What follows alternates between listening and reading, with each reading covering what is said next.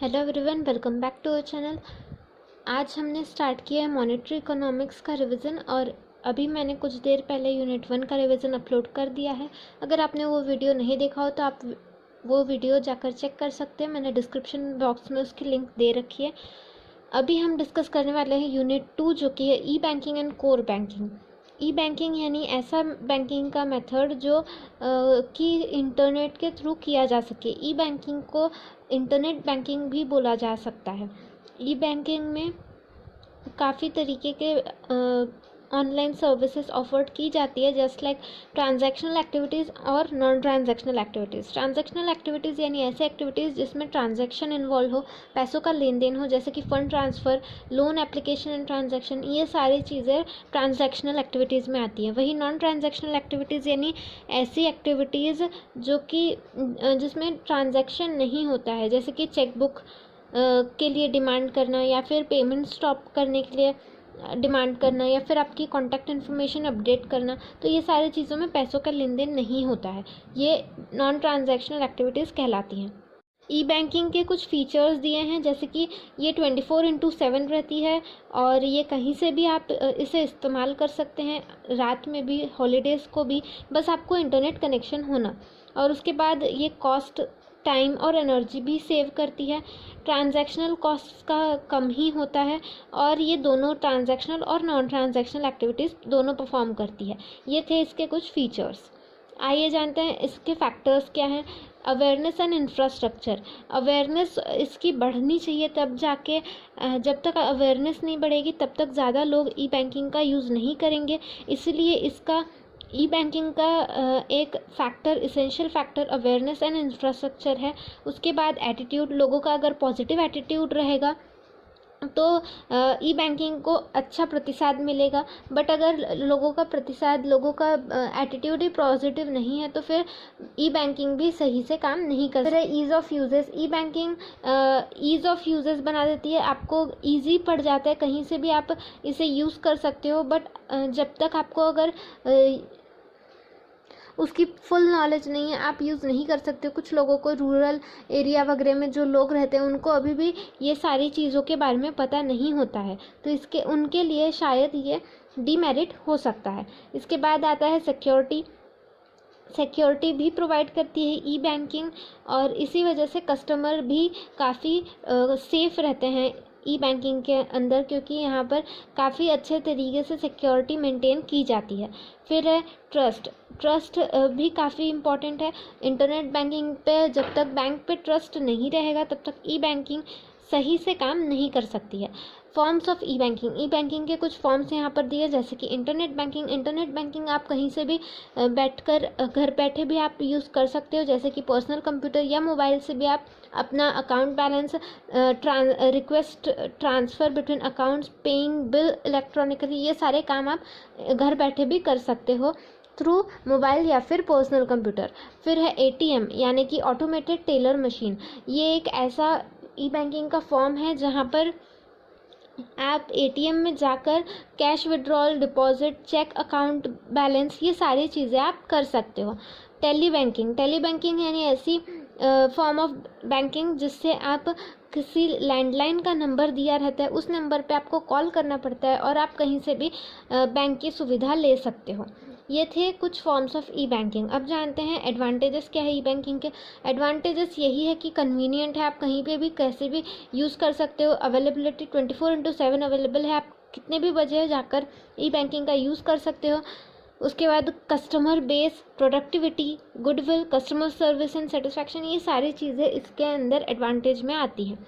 Disadvantage यहाँ पर दिया है डिफ़िकल्टी इन यूजेस। कुछ लोगों के लिए ये चीज़ें डिफ़िकल्ट होती हैं, उनको नहीं आता है मोबाइल चलाना या फिर ऐसी सारी टेक्निकल चीज़ें करना, तो फिर वो उनके लिए थोड़ा सा कठिन हो जाता है ये काम। उसके बाद इंफ्रास्ट्रक्चरल लूपहोल। कई बार ऐसा हो जाता है कि इंटरनेट कनेक्टिविटी ही नहीं है, तो इस समय क्या हो जाता है कि लोग इसे यूज़ नहीं कर सकते हैं और यही एक लूप होल भी माना जाता है। फिर है सिक्योरिटी, ये भी एक डीमेरिट है क्योंकि सिक्योरिटी कई बार नहीं रह पाती है, कुछ चीज़ें हैक हो जाती है या फिर ऐसा कुछ हो जाता है जिस वजह से फाइनेंशियल लॉस हो जाता है लोगों का भी और बैंक का भी, तो ये भी एक डीमेरिट है। पासवर्ड सिक्योरिटी, पासवर्ड भी कई बार लोग भूल जाते हैं, तो ये भी एक डीमेरिट है। अब जानते हैं कोर बैंकिंग। कोर बैंकिंग मतलब क्या होता है? कोर का फुल फॉर्म है centralised online real time exchange, यानी कि एक बैंक के ब्रांच से दूसरे बैंक के ब्रांच में आपका डेटा सेव हुआ रहता है। मतलब आपको, अगर आप एक बैंक में अकाउंट बनाते हो, एक ब्रांच में अकाउंट बनाते हो, तो आपका अर्थ ये नहीं है कि उस ब्रांच के कस्टमर हो, आप सिर्फ दूसरे ब्रांच में नहीं जा सकते, ऐसा नहीं होता है। आप चाहो तो दूसरे ब्रांच में भी जाके अपना काम कर सकते हो। तो इसी को बोलते हैं centralise online real time exchange, जिससे आपका डेटा एक ब्रांच से दूसरे ब्रांच में ट्रांसफ़र होते रहता है, जिस वजह से आप किसी भी ब्रांच में जाकर अपना काम कर सकते हैं। इसके एडवांटेजेस कुछ दिए हैं कि ये भी 24/7 है, आपका टाइम सेव करती है, कन्वीनियंट और एफिशिएंट है, कस्टमर सेटिस्फैक्शन काफ़ी दिलाती है ये, और बैंक्स ऑपरेशनल कॉस्ट को भी रिड्यूस करती है, और एक्सटेंडेड वर्किंग आवर्स का ये एक अल्टरनेटिव है, और मैन पावर भी रिड्यूस करती है, और बैंक के बाहर कैश काउंटर्स में जो लंबी लंबी कतारें लगी रहती है उसको भी ये कम करती है। ये सारे थे इसके एडवांटेजेस। अब आगे बढ़ते हैं।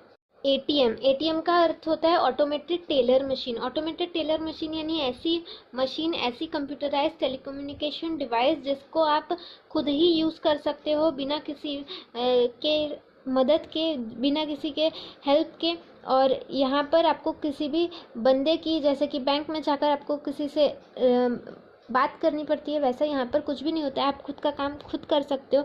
और यहाँ पर आप क्या क्या कर सकते हो? सबसे पहले आप अकाउंट में बैलेंस कितना है वो चेक कर सकते हो, आप पैसे निकाल सकते हो, पैसे डिपॉजिट कर सकते हो, आप स्टेटमेंट ऑफ अकाउंट प्रिंट करा सकते हो, कितने ट्रांजैक्शंस हुए हैं पिछले, और आप परचेस स्टैम्प्स भी परचेस कर सकते हो।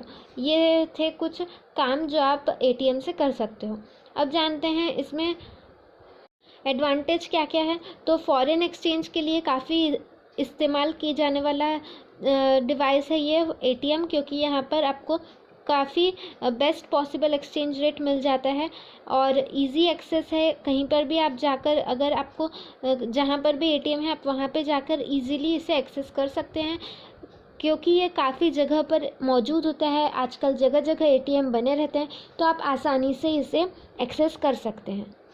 साथ ही आपको एटीएम ये भी फ्लेक्सिबिलिटी प्रोवाइड करती है कि आप अगर एक बैंक के क्लाइंट हैं तो आप दूसरे बैंक के एटीएम से भी पैसे विड्रॉ कर सकते हैं। तो ये भी एक फ्लेक्सिबिलिटी आपके एडवांटेज बन जाती है। एनी टाइम एक्सेस, आप कभी भी रात को भी एटीएम से पैसे निकाल सकते हो। स्पीडी यूज़, एटीएम से काफ़ी जल्दी पैसे निकालते हैं, तो ये भी एक एडवांटेज है। ट्रैवलर्स के लिए काफ़ी बेनिफिशियल होता है। बैंकिंग ट्रांजैक्शंस में काफ़ी प्राइवेसी इसमें अडॉप्ट की जाती है, काफ़ी प्राइवेसी के साथ इसे बनाया जाता है। अकाउंट बैलेंस चेक करने के लिए भी काफ़ी इम्पॉर्टेंट इसेंशियल चीज़ है ये। आपको कहीं पर भी बैंक में जाकर देखना नहीं पड़ेगा, एटीएम से आप डायरेक्ट चेक कर सकते हो। साथ ही बैंक में जो काम करते हैं उनका भी एक वर्कलोड कम करता है, क्योंकि अगर एटीएम नहीं होता तो लोग बैंक में भीड़ करते, हमारे अकाउंट में कितने पैसे हैं ये तक जानने के लिए बैंक में भीड़ करते। तो उससे अच्छा है कि आप यहाँ पर एटीएम में जाकर चेक कर लो, और इसी वजह से बैंक के सामने जो कतार रहती है इतनी बड़ी बड़ी, वो भी काफ़ी हद तक कम हो सकती है। इसके बाद कुछ डीमेरिट्स या डिसएडवांटेजेस भी हैं एटीएम के, जैसे कि सर्च फॉर एटीएम। ज़रूरी नहीं है कि आपको अगर पैसे निकालने हो और उस वक्त उस जगह एटीएम मौजूद हो, तो इसलिए आपको एटीएम की तलाश भी कई बार करनी पड़ सकती है, तो ये एक डिसएडवांटेज है। Failure in recognising the card recognise करने से कभी कभी मना कर देता है एटीएम आपका कार्ड रिकॉग्नाइज ही नहीं कर पाता है, जिस वजह से आप पैसे नहीं निकाल पाते हो, तो ये भी एक डिसएडवांटेज है। Hindrance to saving habit, saving नहीं कर पाते हो। अगर आपके पास एटीएम है तो आप जब चाहे तब पैसे निकाल लेते हो और उसे खर्च करते जाते हो, तो ये भी एक डिसएडवांटेज है।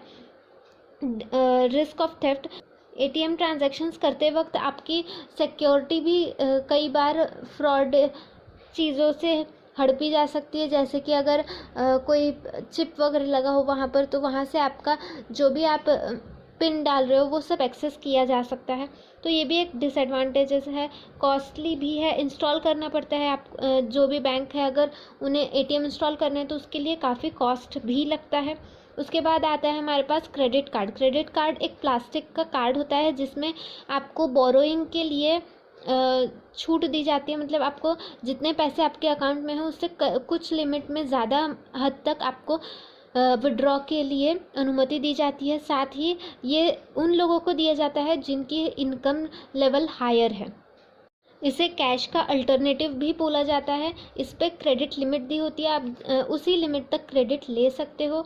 इसके एडवांटेजेस कुछ इस प्रकार है, जैसे कि कैश विड्रॉल, आप कभी भी कैश विड्रॉ कर सकते हो, कन्वीनियंट है। हायर प्रॉफिट, इस पर हाई प्रॉफिट लगता है। इंश्योरेंस भी प्रोवाइड किया जाता है, जैसे कि 3 से 5 लाख तक का इंश्योरेंस भी प्रोवाइड किया जाता है इन लोगों को। लिमिटेड लाइबिलिटी होती है, no advance payment, no permission, profitable for banks के लिए काफ़ी प्रॉफिटेबल होता है, क्योंकि जो भी क्रेडिट पे दिया जाता है उस पर जो भी इंटरेस्ट मिलता है उस वजह से बैंक को काफ़ी प्रॉफिट होता है। Prompt realisation, tie up arrangement, wider credit, allow online purchase and sale, protection in case of theft और loss of credit card, foreign currency transaction ease, ये सारी चीज़ें एडवांटेजेस में दी गई है आपको। इसके बाद डिसएडवांटेजेस दिए गए हैं, जैसे कि ओवर यूज़ हो सकता है जिस वजह से ज़्यादा खर्चे हो सकते हैं। उसके बाद हाई रेट इंटरेस्ट ज़्यादा रहता है, इसीलिए ये भी एक डिसएडवांटेजेस है। प्रमोट स्पेंडिंग ओवर सेविंग के बदले यहाँ पर क्या प्रमोट किया जा रहा है, स्पेंडिंग प्रमोट किया जा रहा है, जो कि अच्छी बात नहीं है। Credit card identity theft, credit card की आइडेंटिटी चोरी हो सकती है, जो कि एक डिसएडवांटेजेस है।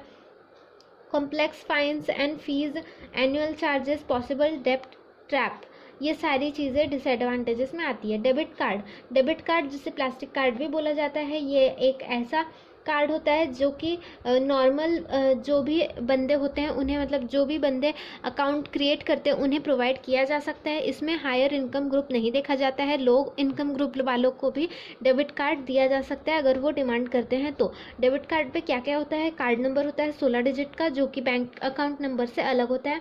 उसके बाद इशू और एक्सपायरेशन डेट होता है, कब आपको इशू किया था कार्ड और इसकी कार्ड की एक्सपायरी कब है वो। उसके साथ ही उस बैंक का लोगो होता है। कस्टमर सर्विस नंबर होता है, सिग्नेचर बार होता है जहाँ पे आपका सिग्नेचर होता है, और उसके साथ साथ CVV नंबर होता है जिसका फुल फॉर्म है कार्ड वेरिफिकेशन वैल्यू नंबर, जिसके वजह से हर डेबिट का यूनिक नंबर होता है और उस वजह से यूनिकनेस बढ़ती है और सिक्योरिटी भी बढ़ती है। उसके बाद इसमें एडवांटेजेस दिए गए हैं कि ये रिस्क अवॉइड करता है। ATM फैसिलिटीज़ भी, कुछ लोग डेबिट कम ATM कार्ड भी देते हैं कुछ बैंक्स, तो ये भी एक एडवांटेज है कि आपको 2 कार्ड नहीं मेंटेन करने पड़ेंगे। Higher sales turnover, liquidity, no risk of bad डेब्ट, no over purchasing, prompt realisation, prompt recovery, wider coverage, ये सारे एडवांटेजेस के अंदर आते हैं। और अब जानते हैं डिसएडवांटेज। नो क्रेडिट अलाउड, इस पर क्रेडिट अलाउड नहीं होता है, तो ये एक डिसएडवांटेज है। Difficult to dispute fraudulent use अगर कुछ होता है, अगर किसी को पिन और CVV नंबर आपको पता चल जाता है और वो अगर कुछ फ्रॉडुलेंट यूज़ करता है, फ्रॉड करता है, तो आप उसे बचा नहीं सकते हो, आप उससे बच नहीं सकते हो। Additional fees on ATM withdrawals, fees भी ली जाती है कई जगह से। ATM विड्रॉल में अगर आप excess amount of limited number से ज़्यादा अगर आप ATM ट्रांजैक्शन करते हो तो उस पर एडिशनल फ़ीस भी ली जाती है, ये भी एक डिसएडवांटेज में आता है। उसके बाद है स्मार्ट कार्ड यानी एक ऐसा कार्ड जो कि क्रेडिट कार्ड के साइज़ का होता है, जो कि प्लास्टिक से बना होता है और जिसमें माइक्रो प्रोसेसर चिप में सारी इम्पॉर्टेंट फाइनेंशियल और पर्सनल इन्फॉर्मेशन एम्बेडेड होती है, यानी कि उसमें छपी होती है, उसके अंदर रहती है। इसके एडवांटेजेस क्या है कि इसकी मेमोरी लार्ज होती है, ये high level of security provide करता है, ये फ्रॉड को रिड्यूस करता है, इसमें इंफॉर्मेशन काफ़ी ऑर्गेनाइज्ड वे में होती है, साथ ही ये रिलायबल यानी भरोसेमंद होता है, इसमें इंफॉर्मेशन की सिक्योरिटी प्रोवाइड की जाती है। ई पर्स यानी इलेक्ट्रॉनिक पर्स ऐसा store of value on a card है जो कि यूज़ किया जाता है for small scale transaction. Laser card पहले यूज़ किया जाता था, 28 फरवरी 2014 तक लेज़र कार्ड यूज़ किया जाता था और उसके बाद फिर काफ़ी 2005 से लेज़र कार्ड होल्डर्स को को ब्रांडेड लेज़र या फिर मेस्ट्रो कार्ड्स प्रोवाइड कर दिए जाने लगे और फिर 1 जनवरी 2008 से ऑल लेज़र कार्ड्स को, मतलब सारे लेज़र कार्ड्स को को ब्रांडेड कर दिया गया। EFT यानी कि इलेक्ट्रॉनिक फ़ंड ट्रांसफ़र या फिर ऑटोमेटेड क्लियरिंग हाउसेस। EFT यानी कि ऐसे इलेक्ट्रॉनिक फ़ंड ट्रांसफ़र जहाँ से आप इलेक्ट्रॉनिकली मनी को ट्रांसफ़र कर सकते हो एक बैंक अकाउंट से दूसरे में, और ये काफ़ी इनोवेटिव वे है, बैंक स्टाफ के लिए भी काम कम कर देती है और काफ़ी हद तक ईजी भी बना देती है लोगों के यूज़ के लिए। ECS यानी इलेक्ट्रॉनिक क्लियरिंग सर्विस। ये ऐसा इलेक्ट्रॉनिक मोड ऑफ पेमेंट है जो कि यूज़ किया जाता है ट्रांजैक्शंस करने के लिए ऑफ मेकिंग बल्क पेमेंट और रिसिप्ट्स। बल्क पेमेंट, अगर ज़्यादा अमाउंट ऑफ पेमेंट है तो उसके लिए काफ़ी यूज़फुल होता है, और ये RBI के द्वारा इंट्रोड्यूस किया हुआ है। ECS में जो पार्टीज़ इन्वॉल्व होती है वो कौन कौन सी होती है? User, sponsor bank, national clearing cell, destination account holder, destination bank branches, ये सारी ECS के पार्टीज़ होती हैं। एंड देन MICR और IFSC कोड क्या होता है? MICR मतलब कि मैग्नेटिक इंक कैरेक्टर रिकॉग्निशन। ये आपको चेक के नीचे भी देखा जा सकता है। ये सिक्योरिटी के लिए भी होता है, सिक्योरिटी एनहांस करता है, साथ ही ये इंटरनेशनल ट्रांजैक्शंस के लिए भी यूज़ किया जाता है। उसके बाद IFSC कोड यानी कि इंडियन फाइनेंस सिस्टम कोड, जो कि 11 डिजिट कैरेक्टर का होता है, और ये कोड आइडेंटिफाई करता है सारे NEFT पार्टिसिपेटिंग बैंक ब्रांचेस को अलग अलग तरीके से, मतलब यूनिकली हर बैंक ब्रांच को NEFT के हर पार्टिसिपेटिंग बैंक ब्रांच को आइडेंटिफाई करने के लिए ये कोड इस्तेमाल होता है। अगर आपको ये वीडियो अच्छा लगा हो तो वीडियो को लाइक करना ना भूलें। इस चैप्टर में आपको कोई भी डाउट हो तो आप कमेंट सेक्शन में मुझे पूछ सकते हो। अपने दोस्तों के साथ ये वीडियो शेयर करना ना भूलें। Thank you so much.